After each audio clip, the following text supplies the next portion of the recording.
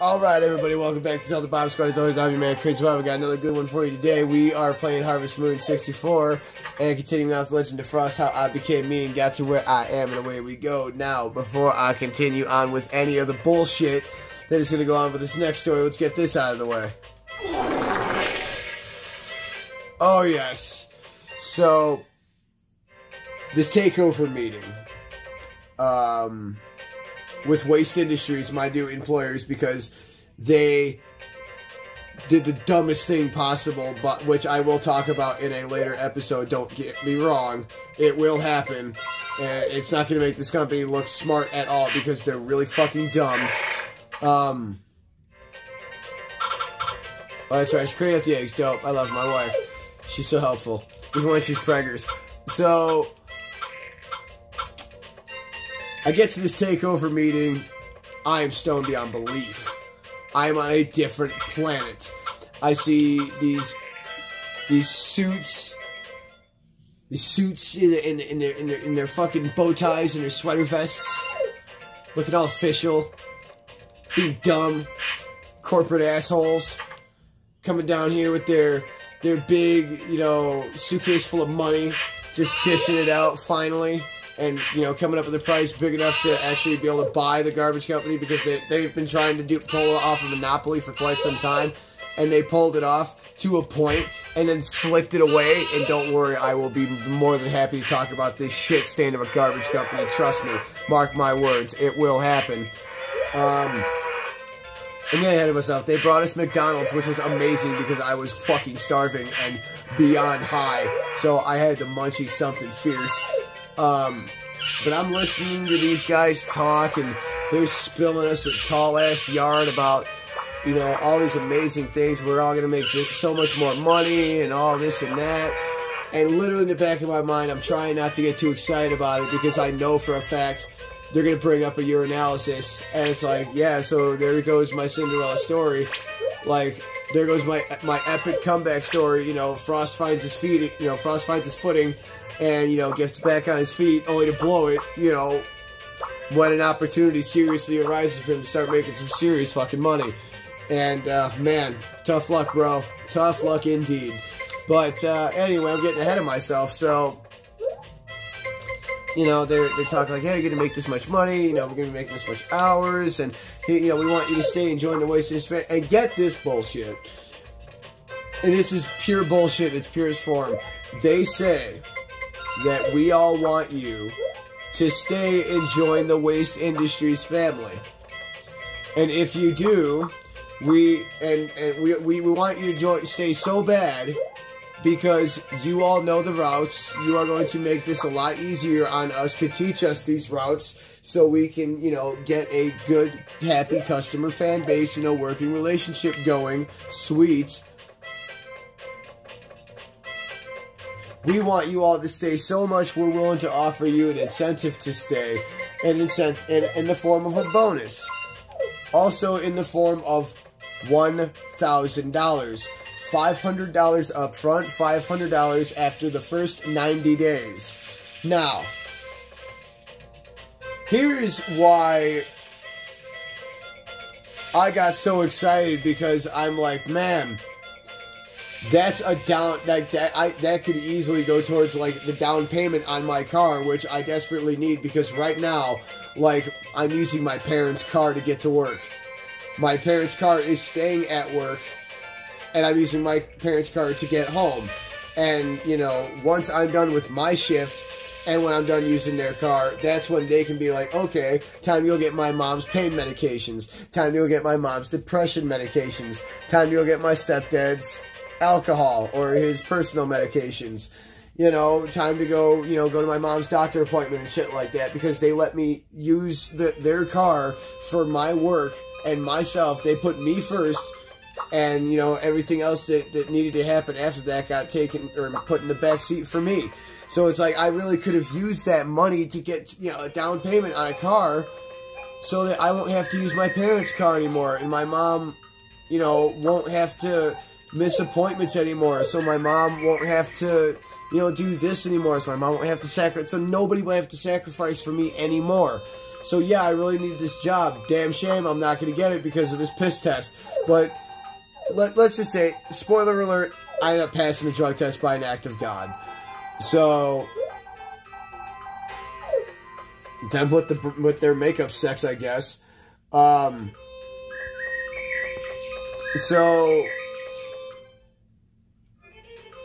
like I said, long story short, like I took the detox pad. Like I said, I'm gonna just talk about this shit right now, so I don't have to keep bouncing back and forth. You know, I used the detox. Obviously, I didn't have any more weed, so I wasn't smoking anymore. Obviously. All right, so now we go fishing. Dope. So,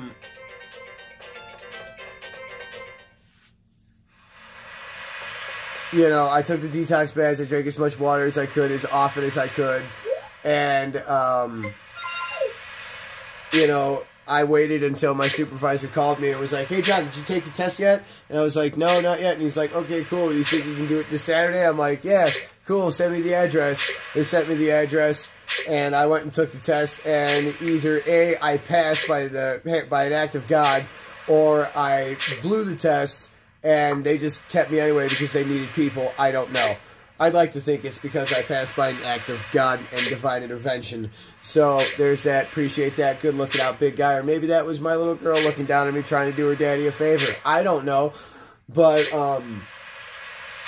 so, like that $1,000 stay-on bonus, like, that could really do a good thing for me. Plus, I'm going to be making all this money. Like, I can have a car in no time with this. Amazing. Oh, shit. That could have been the power berry. Damn it. But, spoiler alert, we never got that. Those who stayed never got that. Like, we were denied that. It never happened. We never got the first 500. We damn sure never got the second 500. This particular branch of Waste Industries, which is now called GFL, which stands for Green for Life, but I'm willing to bet stands for Greed for Life, because there's one constant in all this. They never wanted to give up their fucking money. So they just told us all what we wanted to hear, just to keep us on board and to make their jobs the transition a little easier on them, because they made a bonehead decision, which I will talk about later. But yeah, we never got that money.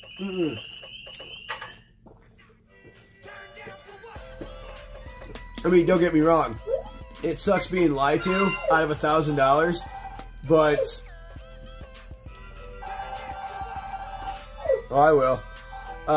You know, it sucks being lied to out of $1,000, you know, because anybody would, you know, gladly take $1,000. Who the fuck wouldn't?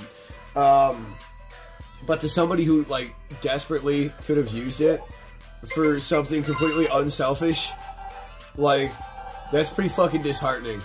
That's shitty. That is super fucking shitty of you. Like, I could understand, like, delaying, like, the first check to see, you know, who's gonna pass the drug test, who's gonna fail the drug test. You know, who can we rely on? Who's gonna stick around versus who's not gonna stick around, you know?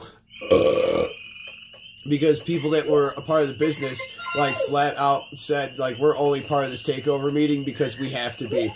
We're not sticking around, so don't give us anything to sign. Screw this company, because it was a family-owned business. Who gives a shit? What?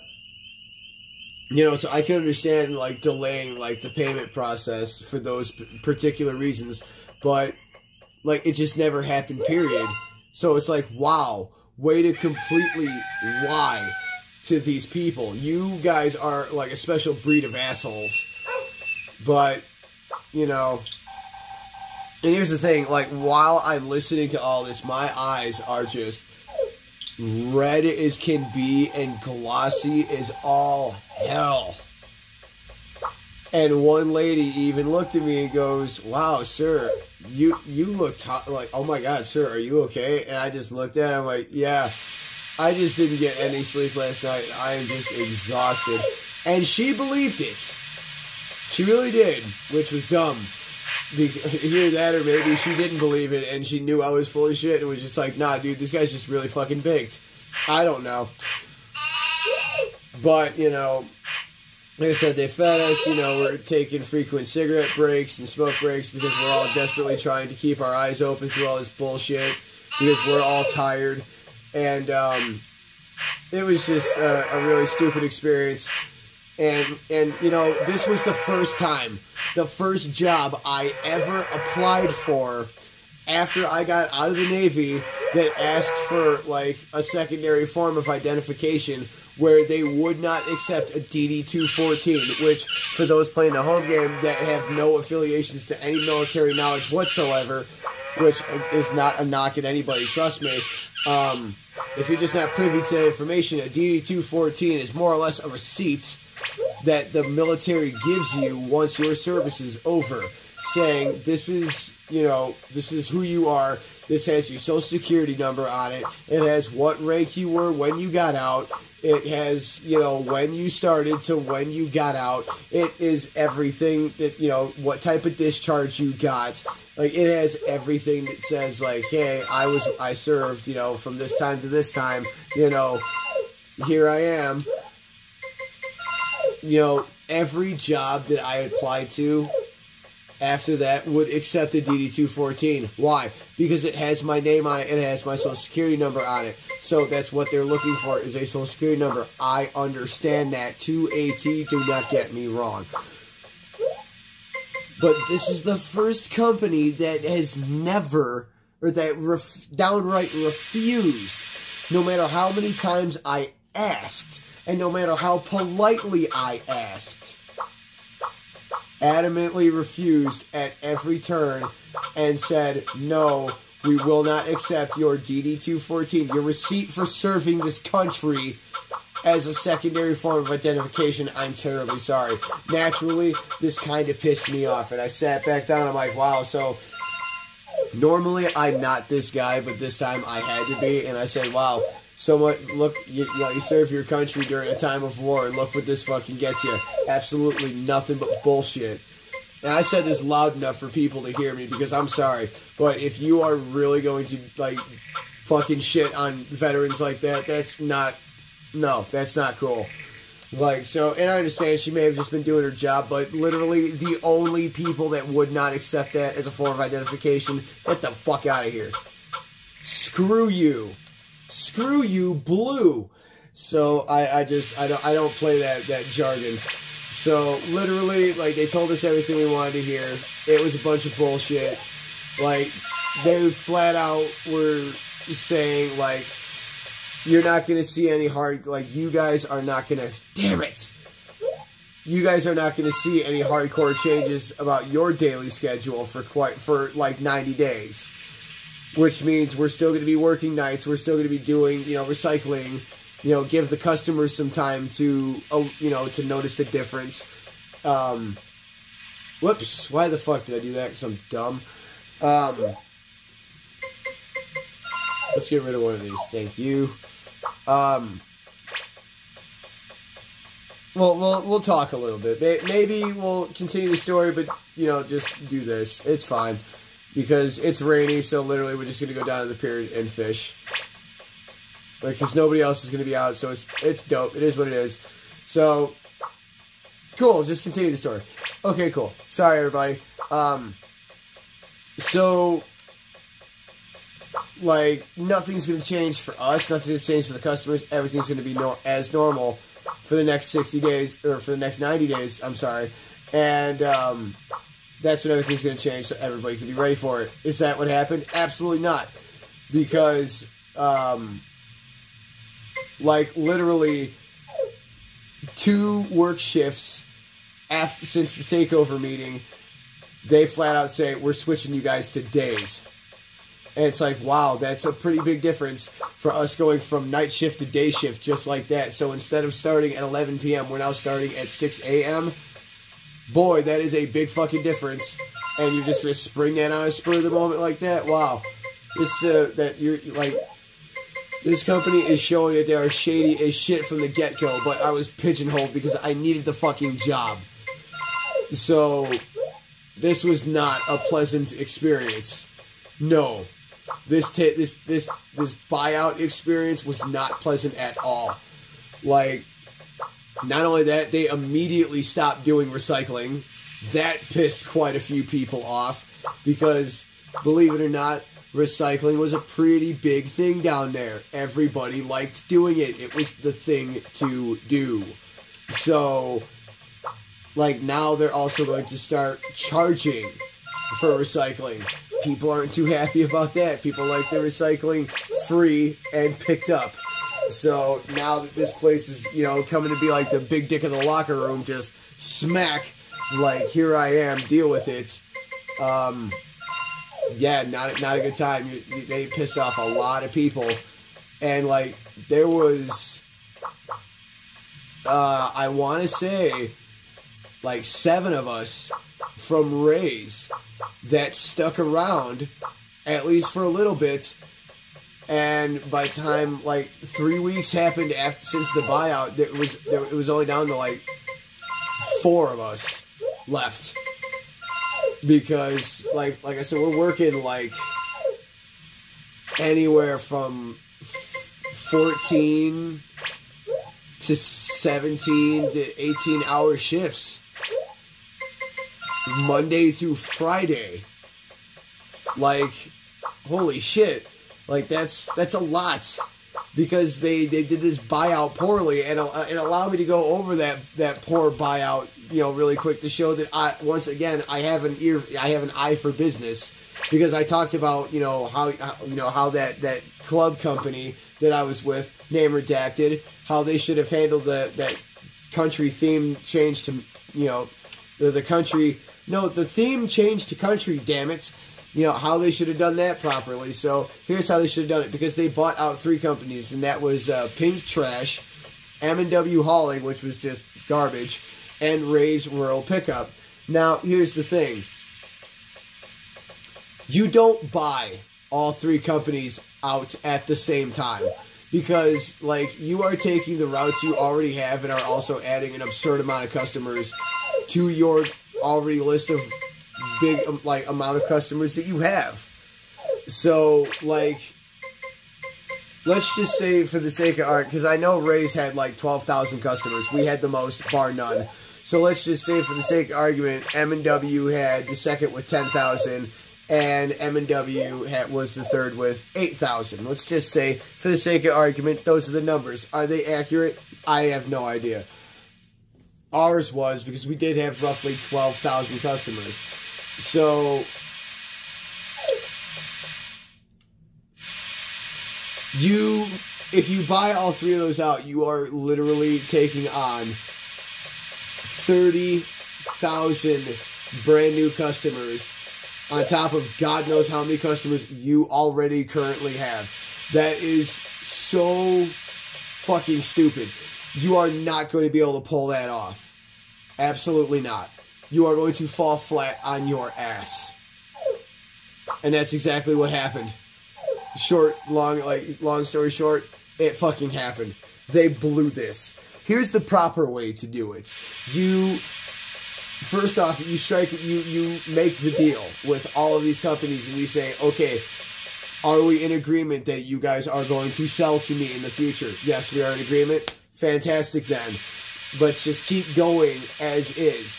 We will pay you guys, but, like, we will pay you guys as if, you know, we did buy you out, so we're obviously going to pay you guys. Yes, that's a thing, but we're not going to take over. You guys are going to continue doing it as if nothing ever happened. You do that with M&W, you do that with Pink Trash, because you only buy out the company with the most amount of customers, which in this story is Ray's. Right? So you then learn the routes for Ray's. You learn their 12,000 customers. You learn all their routes. You get them down pat.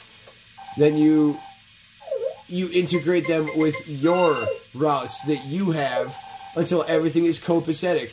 This way you won't have she scolds me every day.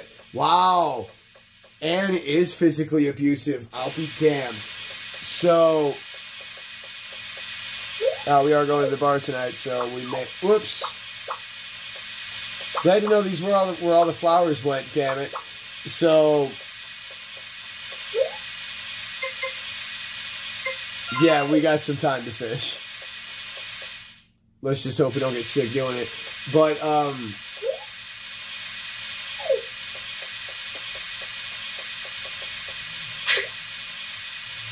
God, what exactly was I talking about? The buyout period.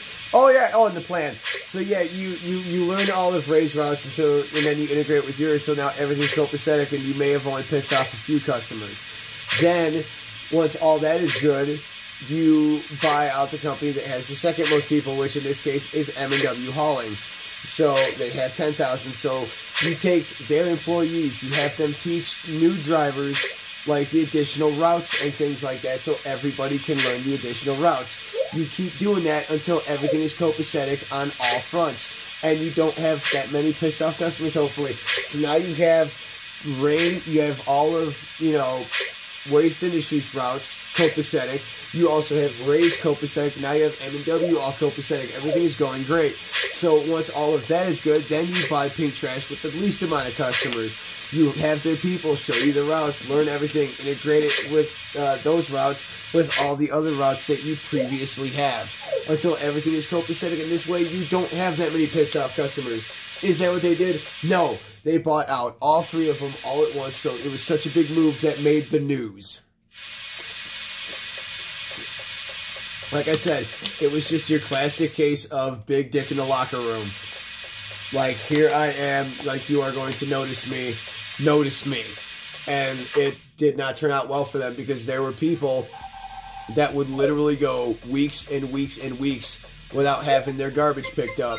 And it was completely ridiculous. And like I said, now we are working, like I said, 14 to 18 hour shifts Monday through Friday. That's fucking ridiculous. And like I said, there weren't that many people that stuck around. So it's just like, okay, now we have to, crunch these routes together, because we don't, 71 grand. That's a lot.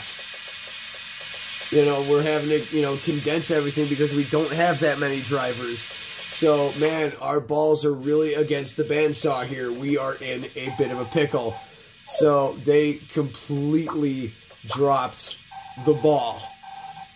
And it was a horrific experience involved. So, in the next episode, we're gonna get into how kind of crooked this bullshit company was. So, we're going to talk about some of the negative aspects of this company, which really, really sucks. Are we in the first day of fall? We are. We are in the second fall. We're going to end the episode there, everybody. So, thank you so much for joining me. Don't forget to join the Bomb Squad. Like, share, and subscribe. Don't forget to leave me a comment below. Let me know how I'm doing. And we'll talk to you all in the next episode. We will continue on. We will eventually get some power berries, because we're running out of shit to do. Ooh! We can get some recipes and shit like that. Oh my God, this is going to be amazing. We are going to get so much done in the next few episodes.